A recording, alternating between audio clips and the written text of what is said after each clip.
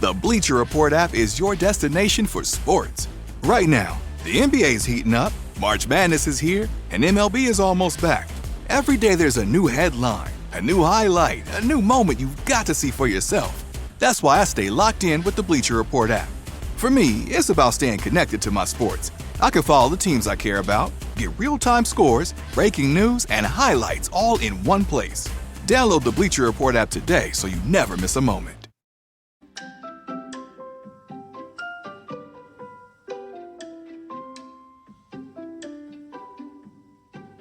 Hi, I'm Daniel Lucas, and welcome to Book 101 Review. Book 101 is all about the books that I read for the last 40 years. And today I have my special guest. Helping parents, leaders use their greatest superpower, their words, to help shape the next generation for our generations to come. And of course, the author of the book, The Parent's Secret Superpower, none other than Miss Jody Hill. Hello, thank you so much for having me. Welcome once again to one of my podcasts, Miss Jody. And can you please introduce more about yourself that I miss? Yes. So my name is Jody and I live in Nashville, Tennessee, and I am wife to an amazing husband, and I have 5 kids. 4 are children I have birthed myself, and then 1 is my bonus daughter. So I'm her stepmom.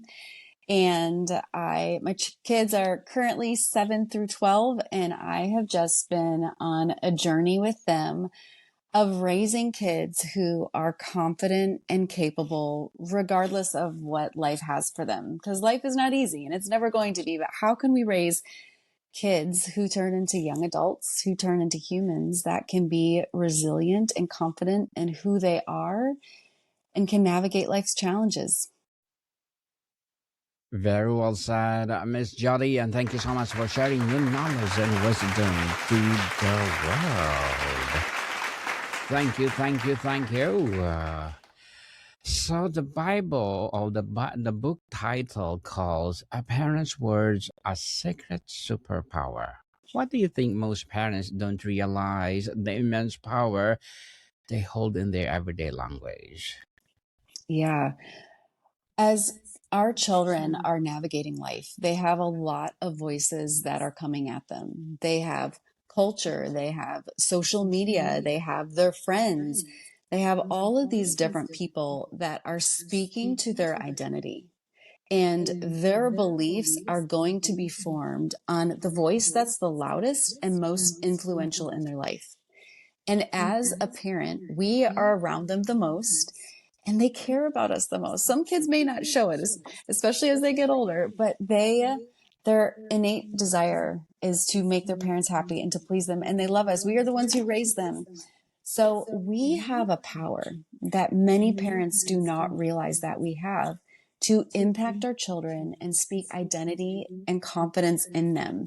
And that is why I call it a secret superpower, because a lot of parents don't realize the power that they actually have right within them. They don't need more trainings. They don't need more courses. It's their words, something that they have already. Miss Jody, I want that secret powers. Secret superpower indeed. If Yeah. words are a superpower, what is the kryptonite? That common phrases or communication habits that silently drain a children's confidence. Yes. So if positive words are great, it's the negative words. And often it's things that we don't even realize. And I think what is so cool about the power of our words, it's not just some concept of, oh, words are powerful, they make me feel good sometimes, but it's actually scientifically backed, the power that words have. Think about it. Okay, so this is a great example of my son. He was trying to do this new thing on his rollerblades, and he was scared. He was like, Mom, I am so scared. And so what did I do in that moment? I spoke to who I knew he was. And I was like, buddy, I was like, you've been practicing so hard. And I've seen times where you've tried it the first time and you failed, but you got back up again and you did it. I know you can do this. All of a sudden, he was ready to go and he did it. And he was floored. Now, did anything change physically? Did all of a sudden he get new muscles or skates or something? No, it was all of my words. And my words encouraged him to be able to do something that he was afraid of doing. And so that is the power that our words have. It actually changes the makeup inside our body. And it can either equip us to do awesome things or really hinder us and hold our children back. Very well said, Miss Jody. Very well said indeed. You outlined 7 simple strategies. If a parent is overwhelmed and can only focus on one strategy for the Ooh. next month, which single shift with the world will create the biggest ripple effect? Oh, that's a good question. If I Thank you. had to pick one, if I had to pick Yes. one strategy for a parent to just start with, and that's the whole point of my book, right? Like we are parents and we are busy and we have a lot going on. So I'm going to give you 7 simple strategies. But if even that is too much for you, I would encourage you to start with my first strategy, which is to be their champion and not their savior. Now, let me explain that to you. We as parents, most of us love our children. And I know for me, I'm a natural helper. Like if I see my child struggling with something, like I want to help because I love them. But how many times do we actually step in and help our children with good intentions, but it's actually having negative intentions? So let me share with you a story. My oldest daughter, she was learning how to tie her shoes, and it was time to go out the door, and I come across her. She's on the floor and she's just crying. And I'm like, oh, baby. I was like, what's going on? And she's like, I can't tie my shoes. This is too hard. I can't do it. Okay, so I have a choice here. I can come in and I can rescue her and be like, I got this. No problem. Do, do, do, do, do, do. Ready to go. Stop your tears. Let's go. But what have I communicated in that moment? I've communicated to her that I don't think she can do it. And I'm just going to rescue her from everything that's hard because she's not capable of doing hard things. So instead, I was like, oh, baby, I know can be really tricky to do, right? Would you like for me to show it to you again? I know that you can do this. You're going to get it. So she's like, okay. And so we go over the process again. And of course, it's like, oh man, I want to go, but this is so much more important, right? So I just set everything to the side. I showed her how to do it. I sat there, I encouraged her, and I empowered her to do it herself. And guess what? She got it. And she was thrilled. And so now she's walking away instead of thinking, that was really hard. My mom had to do it for me. Oh, I dread the next time I have to tie my shoes. She's like, I did it. I worked hard and I did it. I can do hard things. So if we can navigate our lives with our kids like that as parents and not rescuing them from the hard, but being there to cheer them on, maybe show them how and equip them, that in and of itself will help our children gain so much confidence in who they are and their abilities. Miss Jody, your title promises to raise kids who are both confident and capable. How do those 2 traits work together, and what happens when a child develops one without the other? Ooh, one without the other. That's a good question. I don't know if it's possible to have a kid who is confident and not feel capable because I think they go hand in hand. When we are able to create kids who are confident in themselves, they get this foundational belief that I can do things, I can do hard things. And so when we speak into our children and we speak belief, right? We speak belief to them. Hey, you can do it. You can do hard things. I know you can do this. I've seen this in you. You got this. When we speak that belief into them, that shapes their identity, right? And then from their identity of believing who they are, then that shapes their behavior. And so they start acting and showing things of like, I've seen this or I see this. It looks hard and challenging, but I remember this one time with my mom or with my dad where things were hard and I tried again and again and I got it. I know I can do hard things. And that shapes their behavior, right? Because they approach it with a different attitude. And then after that, like that shapes who they become as adults because they take that with them throughout life. So not only do they gain the confidence, but they're capable. Like, I know I can handle what comes my way. I may make mistakes and I may fail sometimes, but I know how to get back up. I know how to try again, and I'm not a failure. Miss Jody, many parents worry about overpraising their kids and creating fragile egos. How do you use words to build genuine, resilient confidence without failing into the empty praise trap?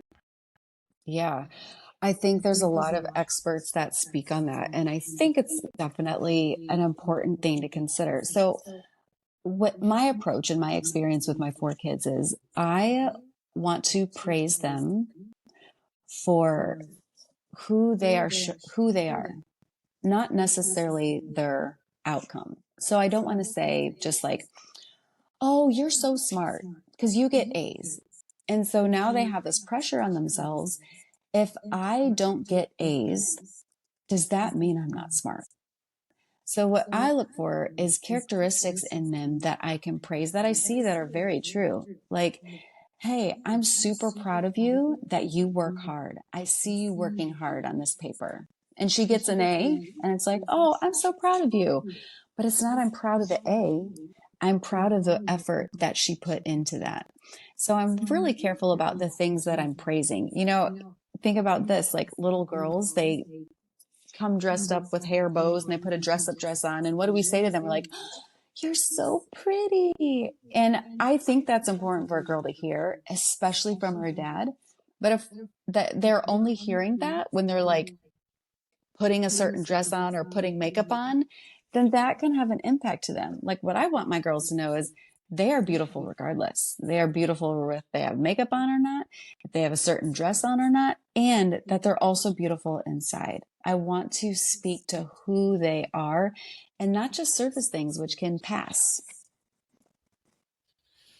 Very well said, Miss Jody. The power of words likely changes as a child grows. How does parents' superpower need to resolve or evolve from toddlerhood to teenage years?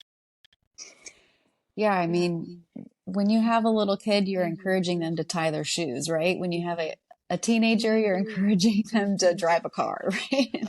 And how to be safe. So it's different, right? I think the words that we use are different, but the principles are the same. So one of the superpower strategies I have is to like equip them for their own missions. And what I mean by that is you want to set them up for success. So, for example, a little kid, what I do with my child when they're young sets them up for when they are an adult. So, when we go to a restaurant and we go out to eat, I have my kids order for themselves. I don't do it for them. Maybe a couple times if one kid's just like, Mom, can you just order for me? Sure. Because I want them to be comfortable in those environments, to look at the menu, decide what they want, and then to speak to an adult and order. And when I am doing that with young children, that is something that they will, like when they're teenagers, they'll be able to do no problem. It's a skill set that they need as an adult, as a young adult, and that they will be doing when they, you know, get pulled over by the cop. Can they talk to an adult or whatever, right? But it's a skill set that when we teach it to them when they're young, they're able to use that when they're older. And so the same thing, like when by the time my kids are teenagers, doing that stuff and talking to adults and ordering for themselves or remembering their own appointments or whatever it may be is stuff that they've learned as a kid. So the thing itself may change. Maybe they're no longer, um, I don't know, leaving for school on time. Now they're leaving for work on time. So it's the same thing. They're doing the same thing and learning time management and skills, but what's going on is a little bit different in that environment. The power of words likely changes as a child grows. Miss Jody, how does a parent superpower need to make those mistake parents to outgrown those superpower that make those those things that common mistake parents make when talking their teenagers? I think it's really easy for parents to see something negative in their child that they want changed or that they wish was different. And instead of speaking life to that, they speak death. So, for example, say they have a child who likes to come home after school every day and like go lay down on their bed.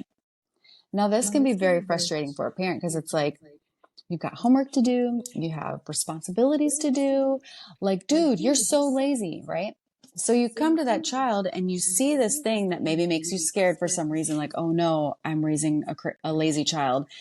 And so you come in, you're like, dude, you're so lazy. Like, get your butt up off the bed. Let's go. You need to do this. You need to do this. You need to do this. As opposed to, is my child lazy? Can I actually think of other ways that show that they're actually not a lazy kid? Maybe it kind of looks like that here, and just get curious. And what if what's also true in the situation is my kid has just been at school for 8 hours? They've been on their best behavior. They've been working hard. They haven't had a lot of time outside and they are fried and worn out. And maybe they just need a minute. Maybe they just need 30 minutes of laying down with no talking to anyone. So in that case, but if I come to my kid and I'm like, you are so lazy, you're blah, blah, blah, blah, blah, they're going to start believing that. Like, yeah, I am lazy.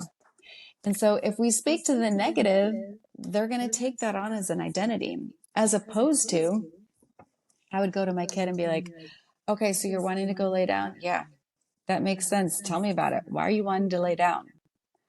And they'll probably say something like, it's been a long day and I just need a break. Like, okay, bud, awesome.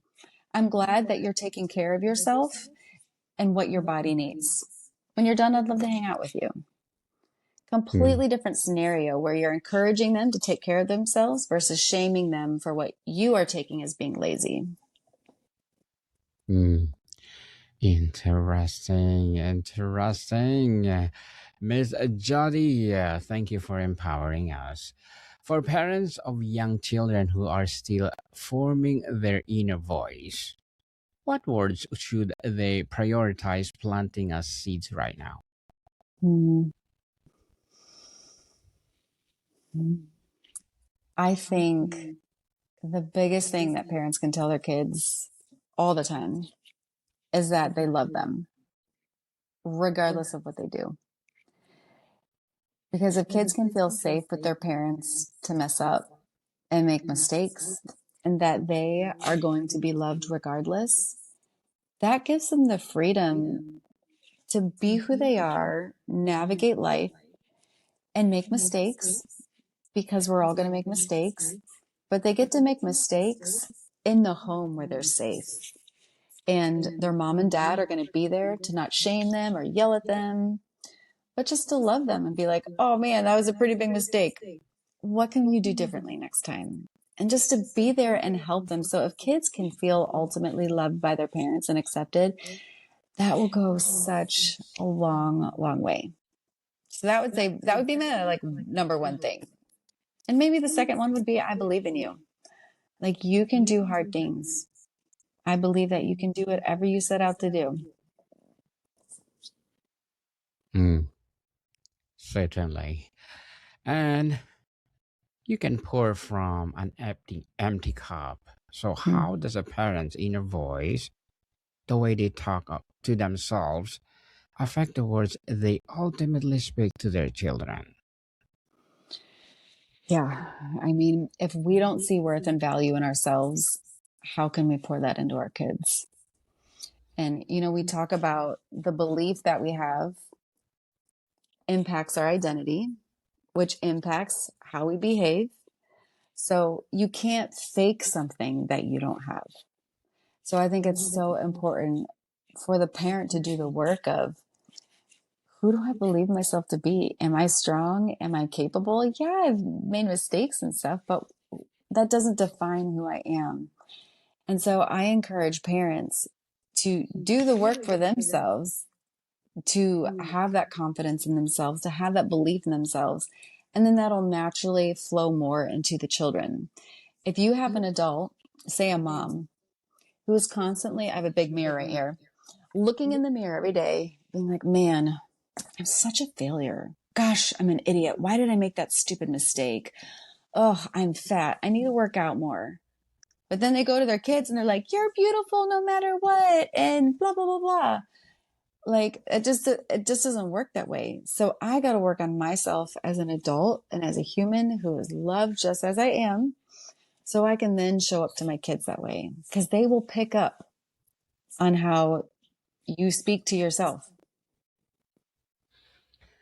Certainly, yes. So, Miss Jody, as you studied the thought this material, what do you have learned about your own words, either as a parent or from reflecting on the words you heard as a child? Yeah. I would say as a kid, I always remember my dad saying that he was proud of me. And that gave me a confidence of when I walked into a room, just like knowing that my dad was proud of me. And my parents were so mindful of their words to me, my mom, like, especially.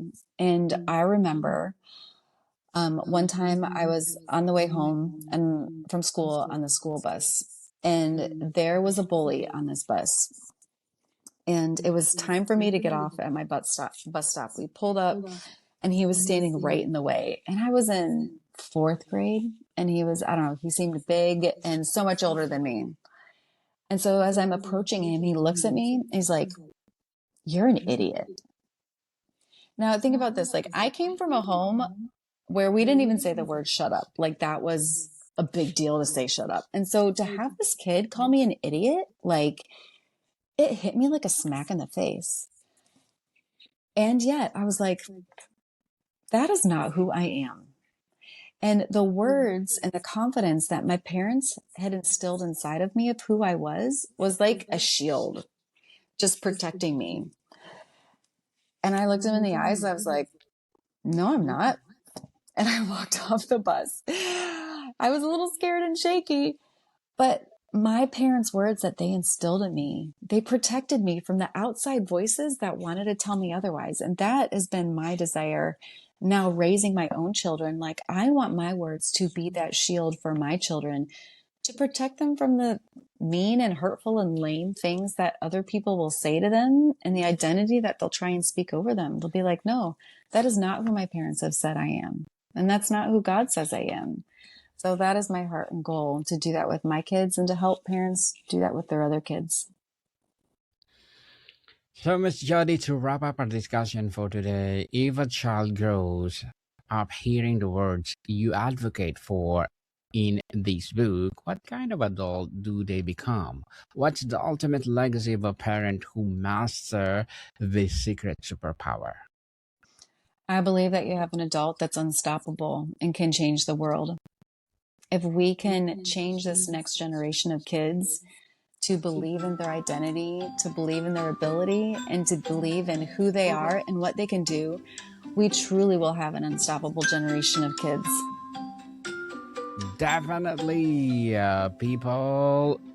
Well, make sure that we are raising a superpower kids, because this is for our generation to generations to come. Yes. So, Miss Jody, can you please invite our listeners to support your parents' secret superpower? Yes, I have a free guide for anyone who's listening, and it gives you my top 6 confidence boosters to help confidence and busters, because sometimes we do things as parents and we don't even realize we're actually hurting their confidence. So if you want that free guide, all you have to do is go to freebie.itsjodyhill.com, and it's also in the show notes, I believe. And then you enter your email and you can get that download for free to start your journey today of speaking life into your kids. Yes, and Miss Jody, thank you for empowering us. Thank you for the book. I hope there will be more books like this to come. So, Miss Jody, thank you so much for your time. Thank you so much. Modican people, see you soon.